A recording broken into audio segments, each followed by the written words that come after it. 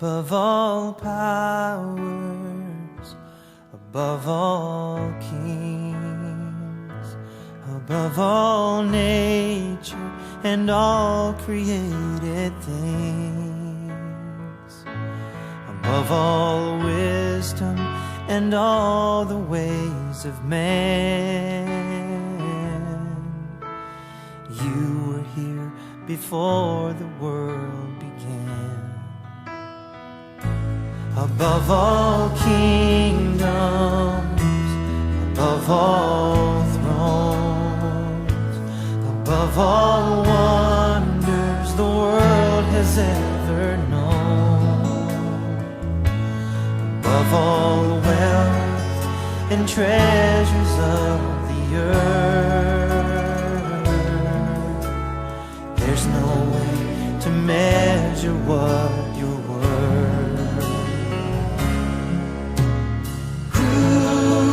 Crucified and laid behind a stone, you lived to die, rejected and alone, like a rose trampled on the ground.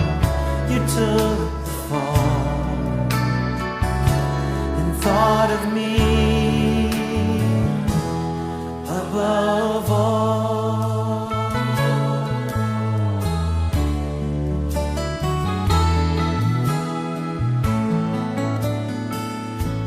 Above all powers, above all kings, above all nature and all created things, above all wisdom and all the ways of man.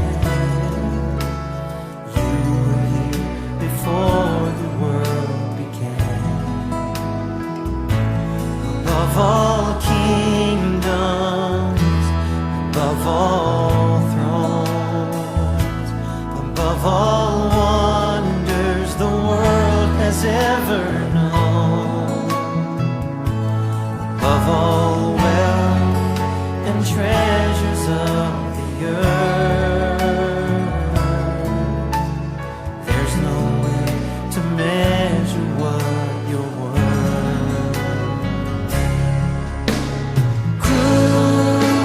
Crucified, laid behind a stone, you lived to die, rejected and alone, like a rose trampled on the ground.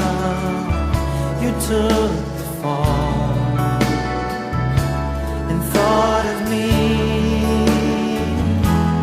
above all. Oh, you were crucified and laid behind a stone. You lived to die, rejected and alone, like a rose trampled on the ground. You took the fall, thought of me above all, like a rose trampled on the ground. You took the fall and thought of me above all.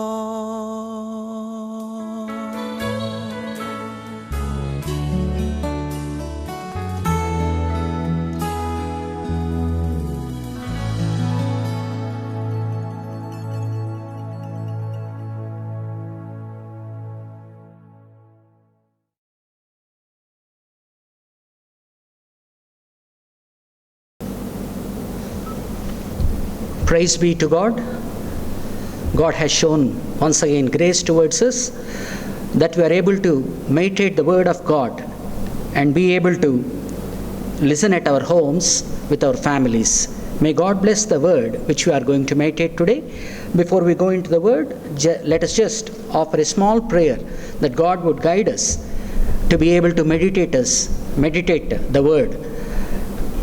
Our gracious Heavenly Father, Lord, thank you for the life you have given, Lord, and thank you for the Son you have given to us, through whom our sins have been forgiven, and Lord, we are made your children. We thank you for your Son, Lord. Lord Jesus Christ, we thank you for your sacrifice. And Lord, our Father and Son, thank you for the Holy Spirit which you have bestowed upon us, so that, Lord, He is guiding us from inside to conform into the image and likeness of your Son, Jesus Christ.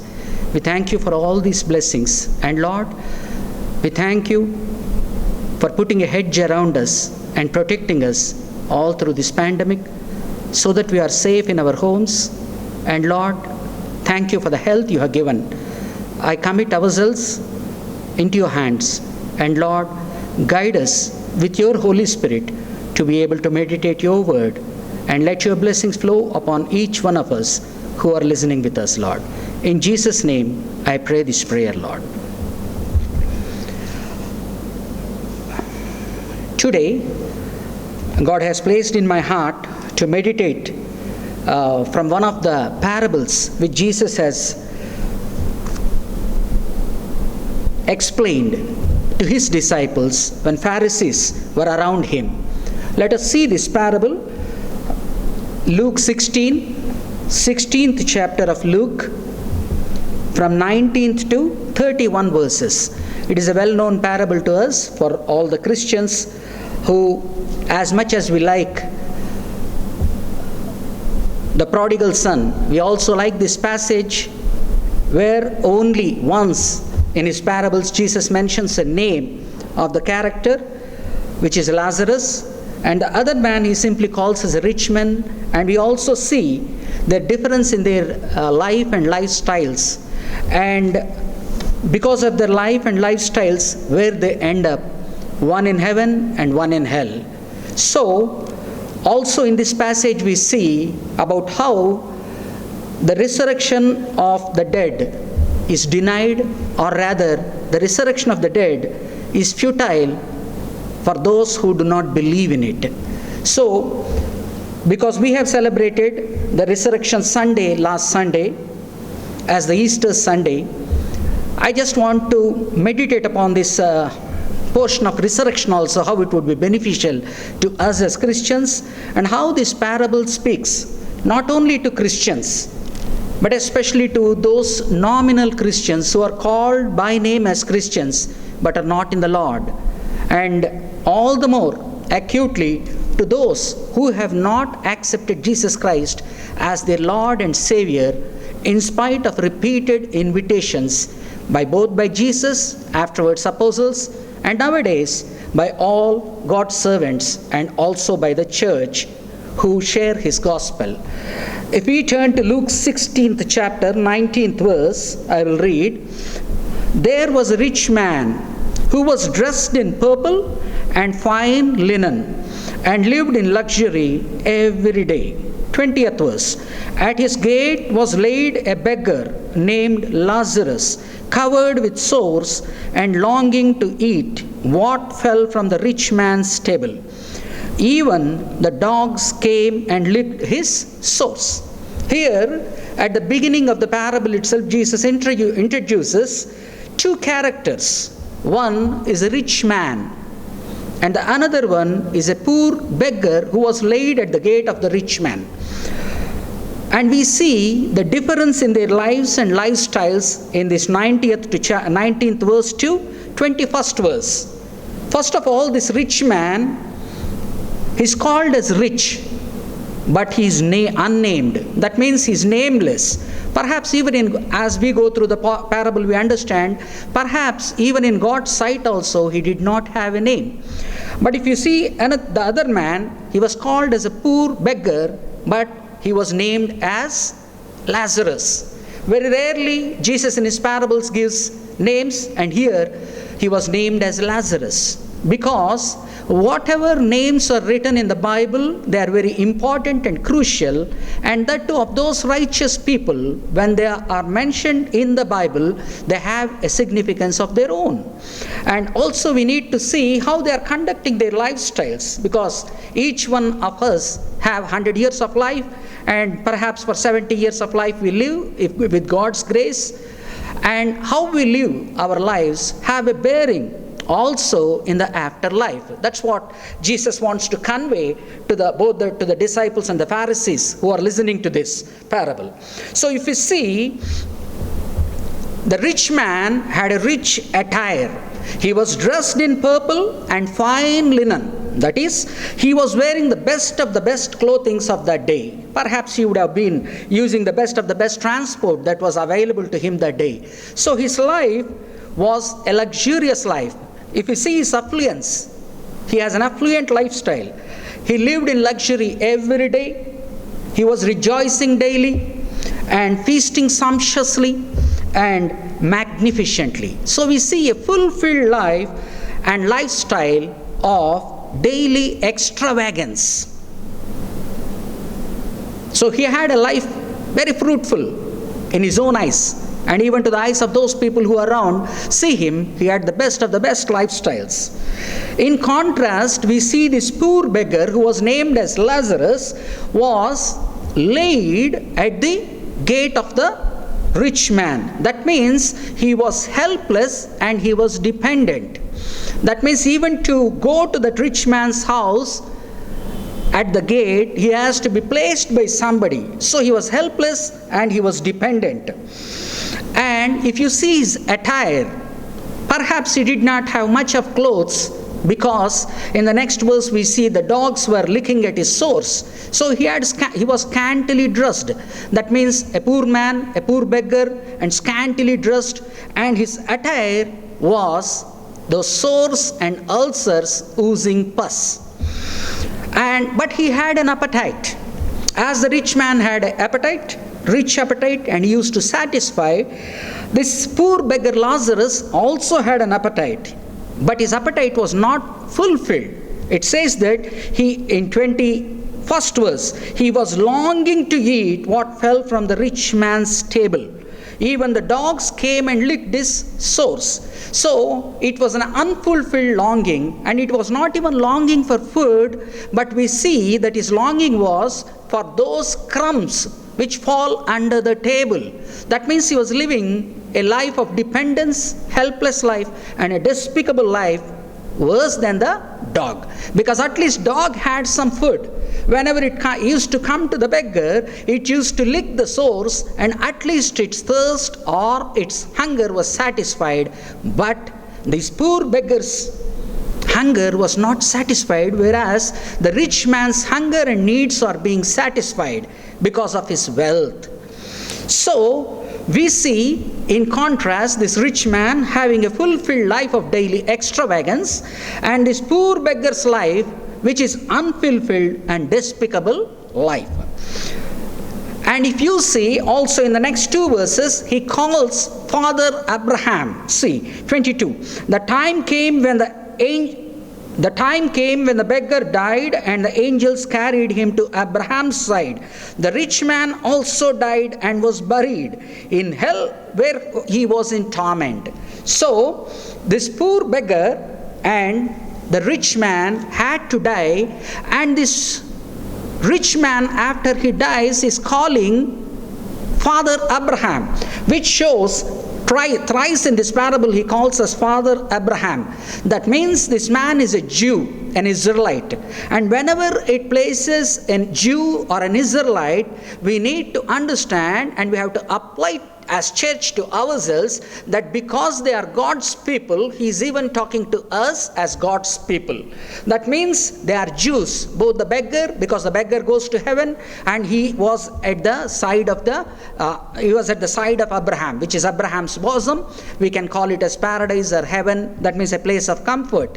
And we see this rich man dying and going to hell. And also we see, in contrast, the poor man perhaps did not even have a proper burial, because his burial is not mentioned. But By God's grace, it says, the angels came and carried him to Abraham's side, that is paradise or heaven.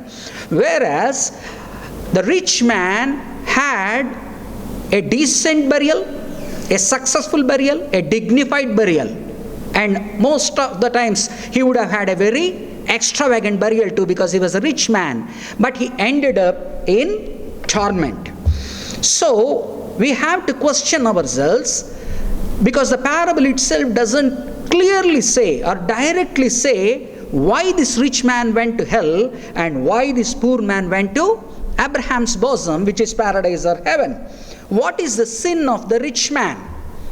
He is a Jew, he is an Israelite, and that means he is God's people. What is the sin of this rich man? It is not wrong to have riches. It is not, yes, it is unfortunate to be poor, but God's grace will always be upon those who are poor and cry unto the Lord.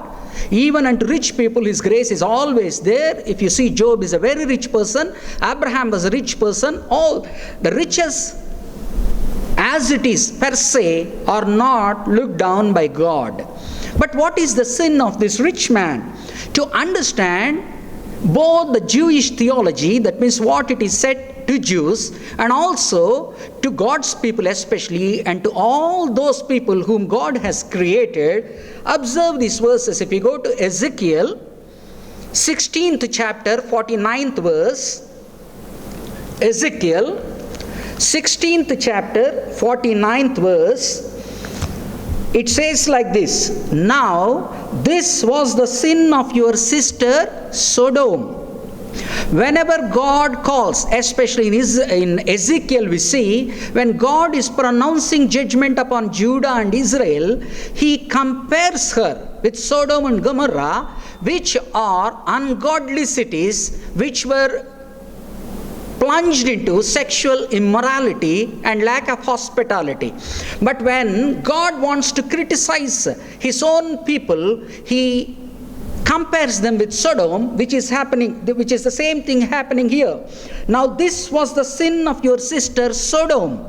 Sister Sodom. That means they would have not at all liked that appellation. She and her daughters were arrogant, overfed and unconcerned. They did not help the poor and needy. Let me read once again. Now this was the sin of your sister Sodom. She and her daughters were arrogant, overfed and unconcerned. They did not help the poor and needy. So we understand that this rich man's sin was, though he was rich, he was looking down upon poor people and he was not helping poor people. So when there are riches in his hands and when it was within his hand and grasp to help the poor, and especially the one who is being laid at his gate, when he neglected, he went to hell. What does God say about the riches and how we should treat the riches? Because see, many of us in this world, we want to be rich, we want to live luxurious lifestyles, and we have dreams, and we want to live a fulfilled life. For that, many times we need riches too, in addition to God's grace. So what does God has to say about riches? If you see in 16th chapter of Luke here itself, because this parable was addressed both to the disciples and the Pharisees, the introduction in 16th chapter 14th verse, the Pharisees who loved money heard all this and were sneering at Jesus. He said to them, "You are the ones who justify yourselves in the eyes of men, but God knows your hearts. What is highly valued among men is detestable in God's sight." What is highly valued among men is detestable in God's sight. So riches per se, if you depend upon them, if you pursue them without having compassion towards the poor and needy, it is a sin. And in 12th chapter, 15 to 21 of Luke, he says, those people who store up riches. There was a rich man in 12th chapter. There was a rich man. He had a successful agrarian year. He had many fruit from his crops, and he told to himself, let us build big barns and fill the barns with it. And he told to himself, let me be happy, merry, eat and drink. But on the same night, his life was taken away. And these are the words Jesus wants to say about that man. But God said to him, you fool, this very night your life will be demanded from you. Then who will get what you have prepared for yourself? All this wealth, what you are storing, what is the use of it if you die today? This is how it will be with anyone who stores up things for himself but is not rich towards God. So if we are not rich towards God, all our riches becomes a curse to us. What does it mean to be rich towards God? We all know as God's people that first whatever we get in our life, we give unto God first the tithe of what we have, and then we live upon that. We know that principle. In addition to that, what he says is, when we have too much of riches and we are being engrossed about that riches, what he says is, in the 12th chapter of 33 to 34 verses, he says, 12th chapter of 33 to 34 verses, to his disciples, do not be afraid, little flock, for your Father has been pleased to give you the kingdom. The disciples ask, we have left everything and we have come with you, so don't we have rewards? He's saying, sell your possessions and give to the poor. Provide purses for yourself that will not wear out, a treasure in heaven that will not be exhausted, where no thief comes near and no moth destroys. Mark these words, 34th verse. For where your treasure is, there your heart will be also. So it is not wrong to have riches, but we are not rich towards God. And if we do not do things that pleasing to God, what are the things that are pleasing to God? If you see the Old Testament theology, it used to consider, because they themselves, Israelites, were at one point of time in slavery in Egypt.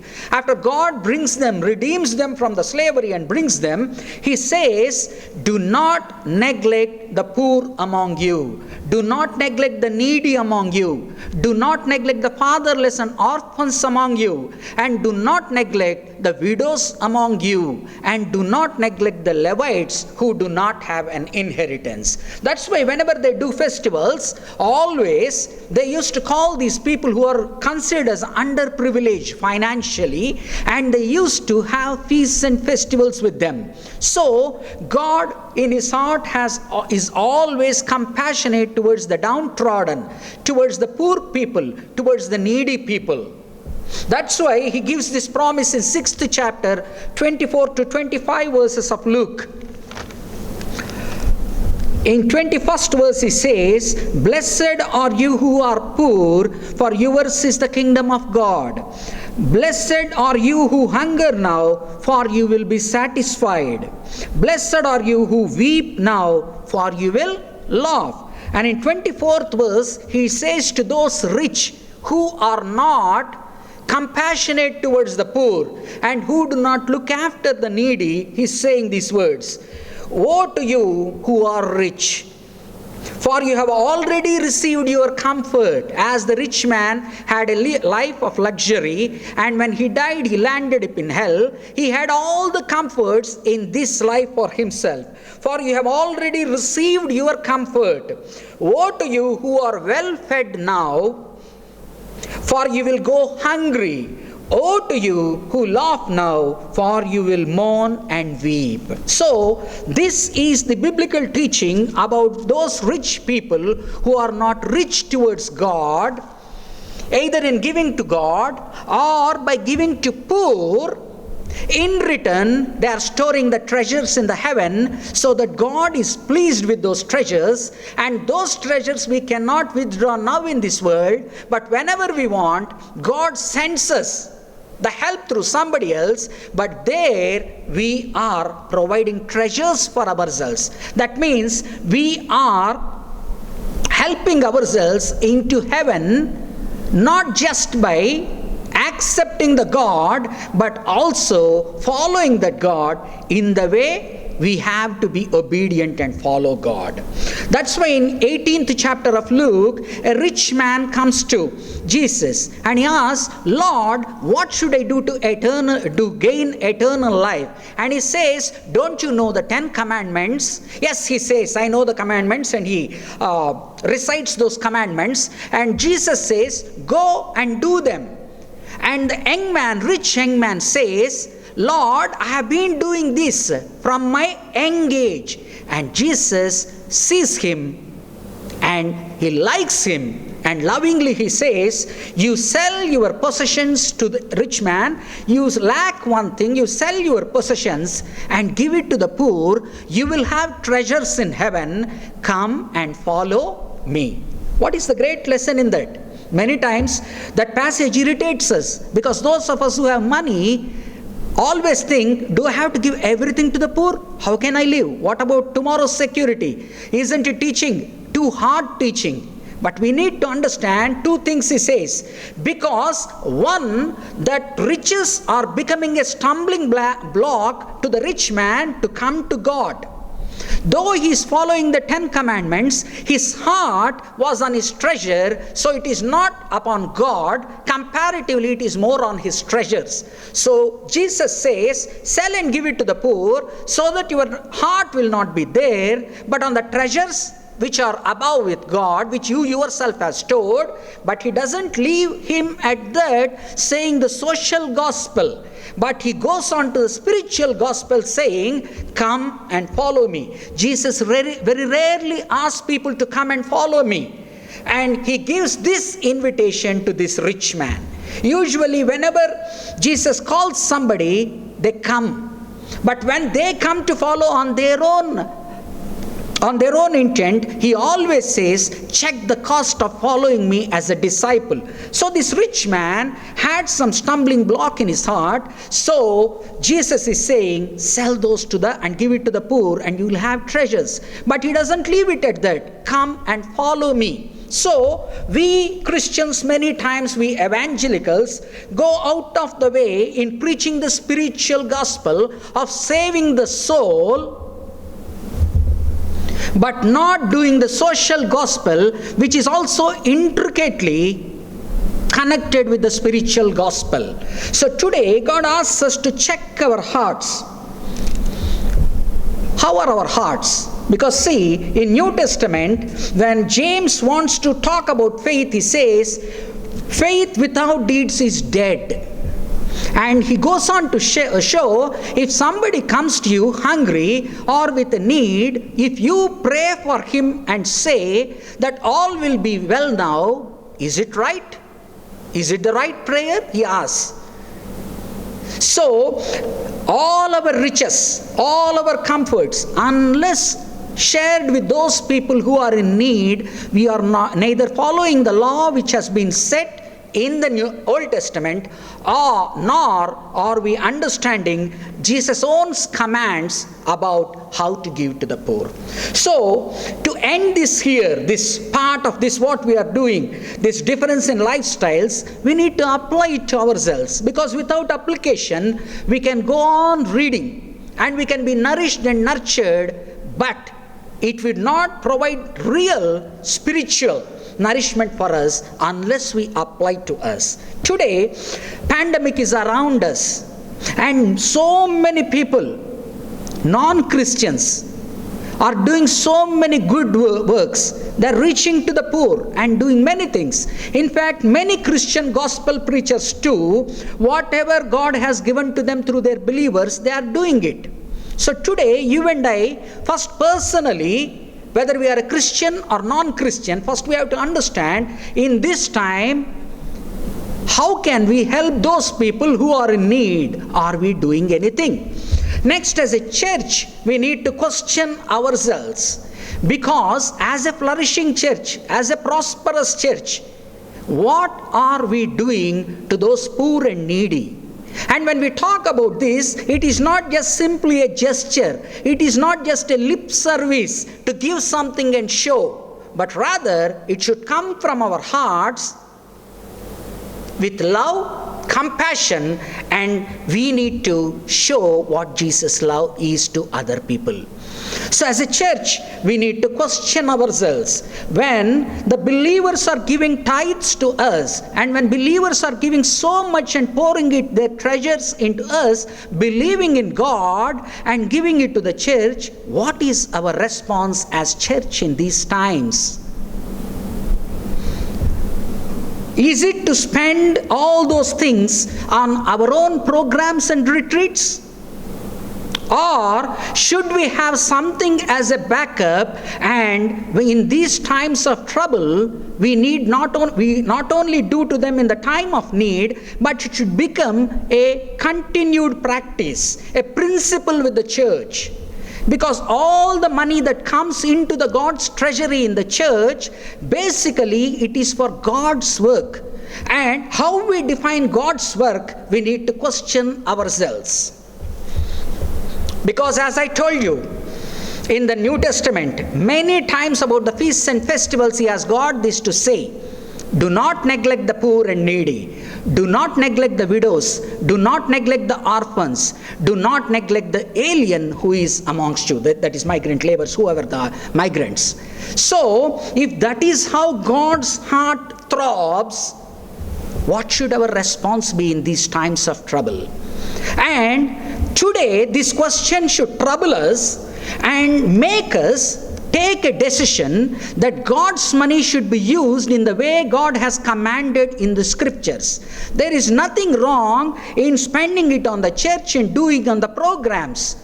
But we need to question whatever we are spending all through the year, every month to one sort of retreat, we have to question ourselves whether with the same zeal we are doing what God likes about the poor and needy, about the widows, about the orphans.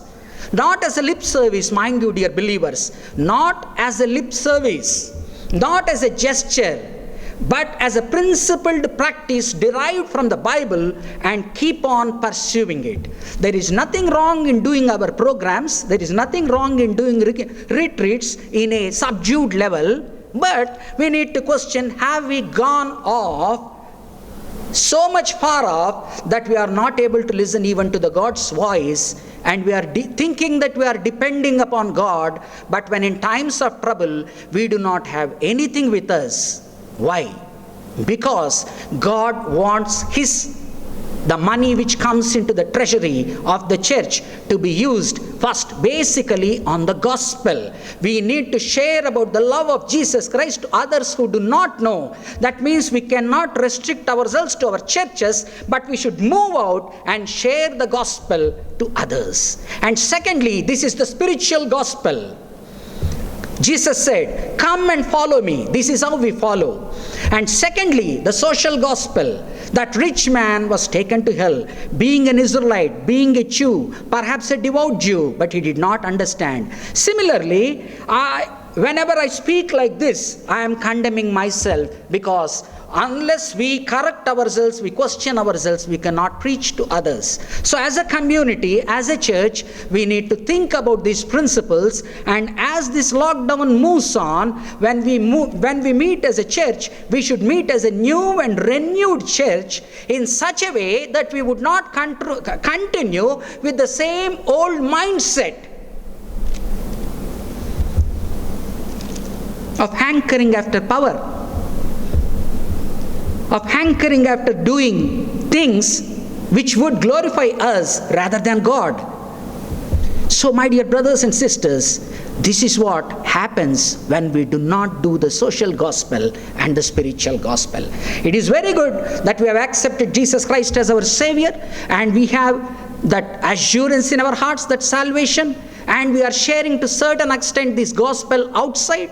But more importantly, we need to question, are we doing it in tune with the love that God has shown, and in tune with the, with the authority with which how God has commanded us, the Great Commission.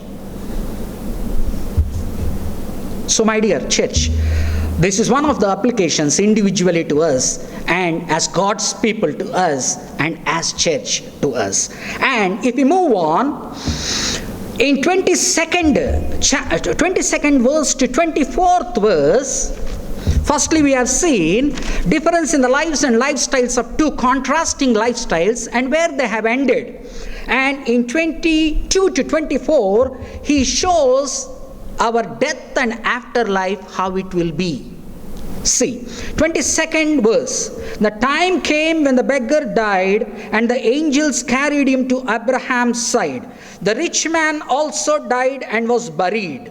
In hell, where he was in torment, he looked up and saw Abraham far away with Lazarus by his side. So he called to him, Father Abraham, have pity on me, and send Lazarus to dip the tip of his finger in water and cool my tongue, because I am in agony in this fire. Both of these people lived in the same realm for the life what God has given, 70 years or whatever the years, but one's destiny or destination was heaven and the other person's destination was hell, which is a place of agony and torment. Agony and torment. Why death? We need to understand. Bible says, because we believe in different ways, Bible says that a person will have only one life, and after that he will die and has to face judgment. Hebrews 9th chapter 27 verse. Why death? We are mortal. Why are we mortal? Why do we die at one point of time? Bible says in Romans 5:12 and 21 that because of the Satan, sin entered into the world, and through sin, death entered. In Romans 5:12. And in Romans 5:21 it says, thanks be to Jesus, through the grace of Jesus Christ we will have eternal life. Let me read these verses. Romans 5:12th verse. Therefore, just as sin entered the world through one man, and death through sin, and in this way death came to all men because all sinned. So death is inevitable. It comes to each and every person who lives on this face of earth. But there is also called as a second death. That means if in the same sinful state we die after 70 years, we, like that rich man, will end up in hell. But in 5:21 it says, Romans 5:21, but where sin increased, grace increased all the more, God's grace. So that just as sin reigned in death, so also grace might reign through righteousness to bring eternal life through Jesus Christ our Lord.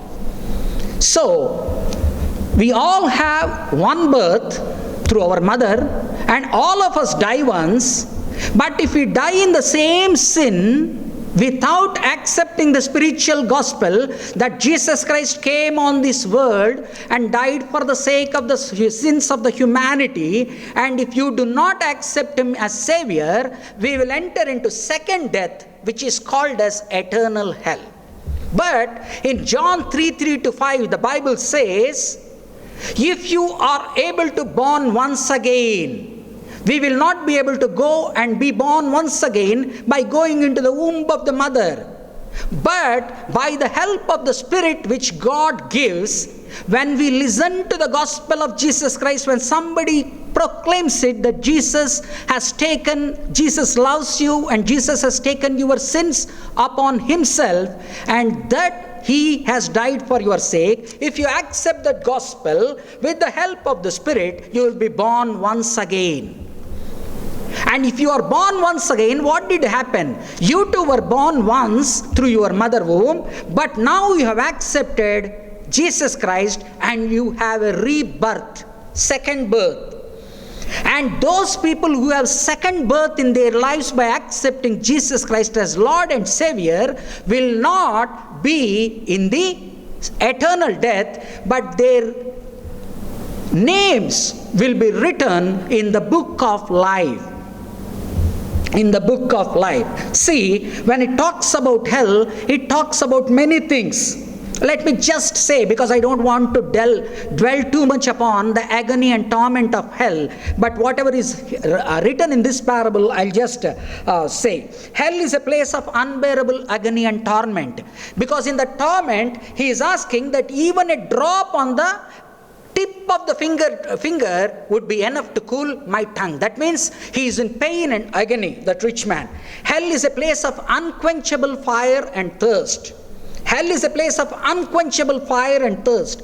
Isaiah 66th chapter, great prophet, has these words to say, and they will go out and look upon the dead bodies of those who rebelled against me. Their worm who rebelled against me. How do we rebel against him? When we reject the Son of God, Jesus Christ, we rebel against him. When we rebel against the God's commands, what has been given as God's people to us, as to Israelites, if we rebel against them, for them he's saying, their worm will not die, nor will their fire be quenched, and they will be loathsome to all mankind. The worm will not die, the fire will not be quenched. That means always that fire will be burning, and those who do not accept God and his Son Jesus Christ will be relegated to hell. And hell is a place where there is no pity, no mercy, no forgiveness. And also this point, understand, I will read this verse, 25th verse. But Abraham replied, son, remember that in your lifetime, he's speaking to the rich man, when rich man is asking Abraham, send Lazarus, the dead one but alive with you, send him so that with the tip of the finger he will put a drop on my tongue and I will be sated at least to a certain extent. Abraham is saying these words. But Abraham replied, son, remember that in your lifetime you received your good things, while Lazarus received bad things. But now he is comforted here and you are in agony. Why? Because neither perhaps he might have not accepted the spiritual gospel, and especially in this case he did not do the social gospel of looking after the poor and needy and the orphans and the widows. And besides all this, Abraham is teaching a great lesson. This is a very great lesson, understand. Abraham is teaching this lesson, and besides all this, between us and you, a great chasm has been fixed. An unsurmountable, uncrossable gulf or chasm is there between heaven and hell, so that those who want to go from here to you, that means from heaven to hell, cannot. They cannot go, nor can anyone cross over from there, that means hell, to heaven. That means there is an unbridgeable, insurmountable gap between hell and heaven. But what can be done? See, for every question that Bible raises, it has an answer. As it says, every person who is born will die, but that person can choose in this life itself whether he wants to go to heaven or hell. And those who do not want to go to hell, what should they do? They should accept God as He is and accept the Son whom He has sent. And if you do that, you will pass over from the chasm from hell to heaven in this life itself. That means after we reach that destiny in the afterlife, we cannot change our destination or destiny. But in these lives, when we are alive, we can choose to either be in heaven or hell. See, here in Luke 16:26, in this parable, Abraham teaches that there is hell and heaven, and between this hell and heaven, there is an unquenchable, unsurmountable gap or chasm. And in John 5th chapter, 24th verse, Jesus gives this answer. Amen. Amen, amen, I tell you, whoever hears my word and believes him who sent me has eternal life and will not be condemned. He has crossed over from death to life. He has crossed over from death to life. What should we do to have that eternal life? For our names to be written in the book of life, and for have eternal life and heaven? See, I tell you the truth. Amen, amen, I tell you the truth. Whoever hears my word, that means Jesus is speaking, Jesus' word, and believes him, who? God, and believes God who sent me, has eternal life. What is he saying? He's saying you have to believe God. But how do you believe God? Through the one who sent me. That means you have to believe in God and you have to believe in Jesus Christ. If you do that, he has eternal life and will not be condemned. There are two. One is eternal life in paradise or heaven, and eternal death in hell.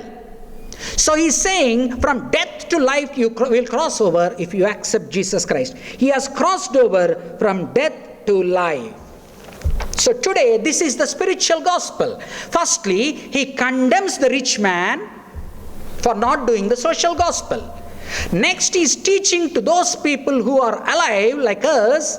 He is saying that you should have followed God in the way he wanted to follow. And in the next verses, this same rich man asks, let us see, rich man asks Abraham, okay, anyway I am in hell, but I don't want my brothers to go to hell. He answered, this rich man, 27th verse of Luke 16. Then I beg you, Father, there is an entreaty here. Then I beg you, Father, send Lazarus to my father's house. There is an entreaty. Send my Lazarus, this poor beggar, who is dead and now is alive with you, but I am dead and more dead in the hell. You send him. He answered, then I beg you, Father, send Lazarus to my father's house, for I have 5 brothers. He has empathy. He entreats, he empathizes with his brothers. For I have 5 brothers who are alive down below. Let him warn them, so that they will not also come to this place of torment. Abraham replied, they have Moses and the prophets, let them listen to them. No, Father Abraham, he said, but if someone from the dead goes to them, they will repent. That means if a miraculous thing happens, that means if somebody who is dead, but after going to heaven, if he becomes alive, and if he goes down, why is he not saying that I will go and tell to the brothers? Because from hell he can't return. So he's asking, you send Lazarus who is in heaven to my brothers. No, Father Abraham, he said, but if someone from the dead goes to them, they will repent. They will repent of their lifestyle. They will have a change of heart and a change of lifestyle, and they will repent. But Abraham said to him, if they do not listen to Moses and the prophets, they will not be convinced, even if someone rises from the dead. What great lessons in the last verses. He is saying there will always be a desire for the dead to have a second chance, but they will not have a second chance. But because they love their brothers and sisters, they would rather want to warn them from heaven or hell. But Abraham says it is futile. You have only one life. You do not have a reincarnation. You only have one life, and after that resurrection only. That means those people who are in the Lord will have a good resurrection to heaven, and those who reject God will have a resurrection to hell, which is called as first resurrection and second resurrection, if you see in Revelation 20th chapter. So Abraham's response is, enough information is already given in the scriptures. Already they have scriptures in the hand. Already they have the Bible, and already they have people who preach about the Old Testament in those days, and now Old Testament and New Testament nowadays. So the scriptures in their hand, and those who tell about those scriptures, is enough information given to all the people. So there is no need for the dead to go back. But because this rich man keeps on entreating, please send, he says, even if a rich man, even if a dead man goes back, a resurrected man goes back, they will not believe. Why does he say that? Two incidences I will show from the Bible. Even after the resurrected one is visible, they are not willing to believe, but rather they are trying to reject. So we have one life and we have one death, but if in this one life, if we choose God and His Son Jesus Christ, we will have heaven as a second life. But if we do not choose God and the one who sent His Son, we will have hell, which is the eternal death.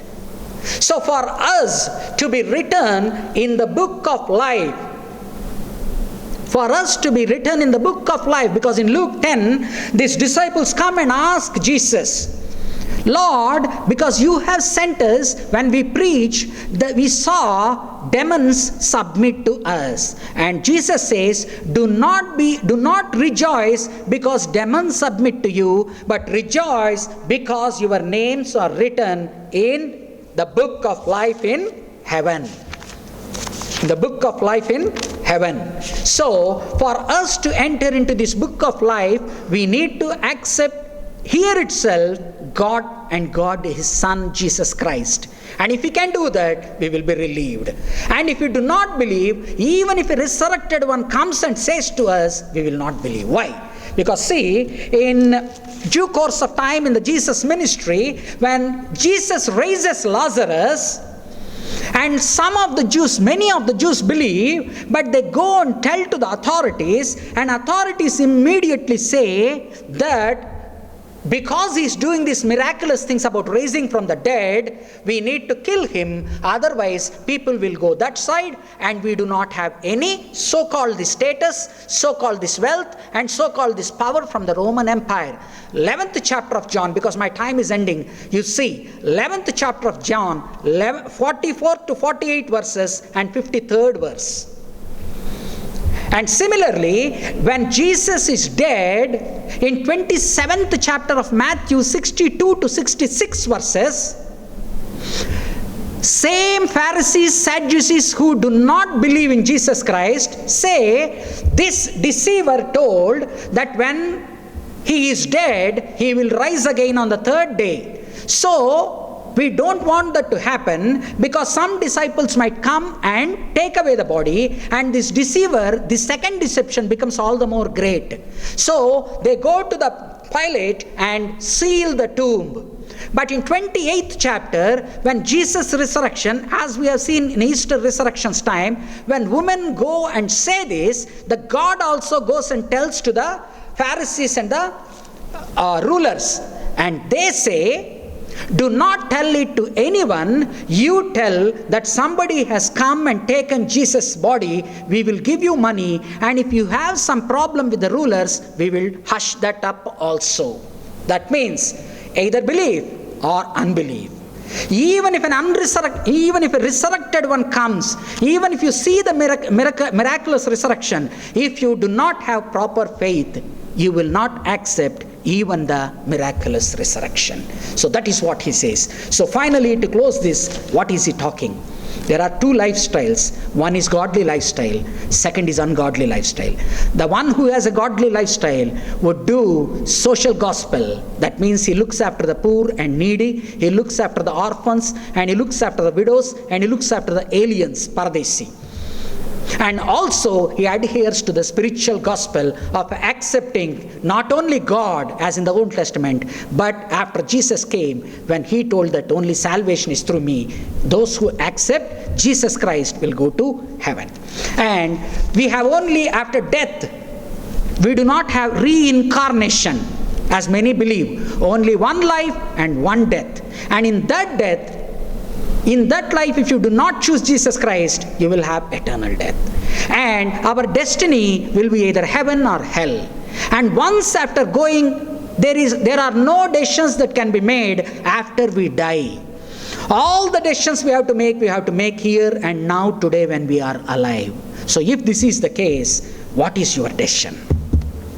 What is your decision? If there is eternal hell waiting for us who die naturally, and if there is eternal heaven waiting for us where God is waiting for those who have accepted Jesus Christ, what is your decision? And if you do not believe, even afterwards, even if some miraculous thing happens also, we will not be able to believe. So this is the acceptable day. This is the day which has been given by God, which we have to take it into account and have to accept His Son Jesus Christ and be saved from our sins. So my dear brothers and sisters, and all those who are listening to this message, accept Jesus Christ as your Savior and avoid the agony and torment of hell, but rather have all the comfort which comes to the righteous people in heaven. Shall we pray? Our gracious Heavenly Father, Lord, we thank you for today's message which you have given to us. Once again, remembering us not only about the spiritual gospel of Jesus Christ taking the sins and dying, being buried and raised on the third day, but not only that, you have reminded us about our social gospel, and if we do not adhere to that social gospel, what happens to us, you have reminded us. So Lord, let us balance our lives by both sharing the spiritual gospel which saves the soul of every human being from hell, and also which nourishes and which looks after people when they are alive, when we do for the poor and needy. So Lord, thank you for this, and those who are listening, I beseech you, Lord, let your Holy Spirit do your work in their hearts, and as they meditate this message, they would be able to accept you as Savior and would be a part of the righteous Lord, whose names are written in the book of life and who have a part in heaven. I pray this in the name of our dear Lord and Savior, Jesus Christ. Amen. May the love of God the Father, the grace of His Son Jesus Christ, and the sweet communion of the Holy Spirit rest and abide upon each one of us now and forevermore. Amen.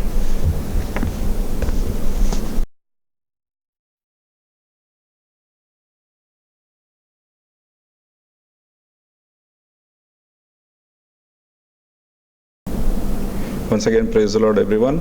Dear brothers and sisters, I'd like to greet you in the name of Jesus, our Lord Jesus Christ.